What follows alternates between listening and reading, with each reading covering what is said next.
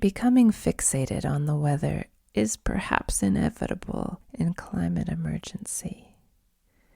We grieve the disappearance of that persistent drizzle that marked my childhood on the northern westerly coast of this enormous continent, the sort that might or might not allow you a proper summertime. It wasn't dramatic, it was just perennial. The high drama of the handful of years we've lived on this tiny island have shocked us with a pendulum of extremes: hurricane-force wind, apocalyptic skies, an unprecedented heat dome, an atmospheric river ready to sweep it all into the sea. And repeat. It's enough to induce a permanent edge of panic, and like the moment the sun came out between those endless drizzly days, we rush out into gentle weather as to greet an old friend. I can find gratitude even for this. Unlike the decades of muted scientific reports and eerie silence from those in power, mad, crazy weather has brought us vividly and indisputably into present awareness of ecological emergency.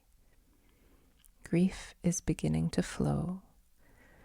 As Rob Hopkins, beloved visionary of imagination and transition, links the process we are experiencing with the 5 stages of grief, as Elizabeth Kubler-Ross articulated, I too see the denials, the anger, making way for bargaining and depression, perhaps by turns. Bargaining about just where we've gone so wrong and what we must relinquish to move into a way of life in alignment with making more life. Bargaining with those in power hasn't gone so well.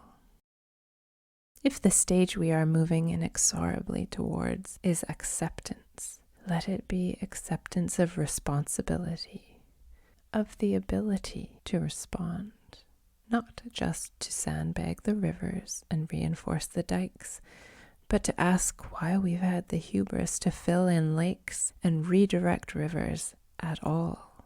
Not just to vacuum the water from the basements, but to ask how we might nurture surrounding soils and plant trees to hold water in living networks. Not just to hide away in air-conditioned houses, but to protect old-growth canopies, restore cool understories, relink networks of mother trees in continuous forest, nurturing an agriculture of regeneration. We accept. What could life be like? This small work is a radio companion to the Journal of Small Work Films, which look at just this question. You can find the films at patreon.com/appleturnover. Thank you to all our patrons for your support.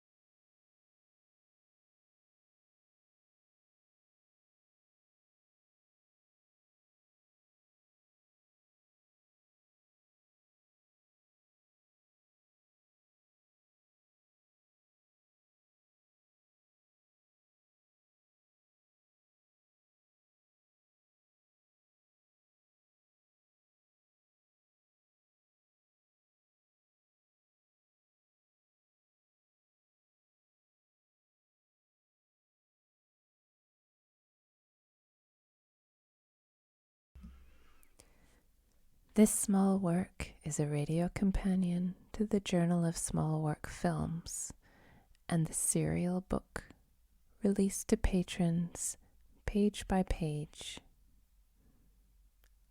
Find out more at patreon.com/appleturnover. Thank you to our patrons for your wonderful support. Thank you to our patrons for your support.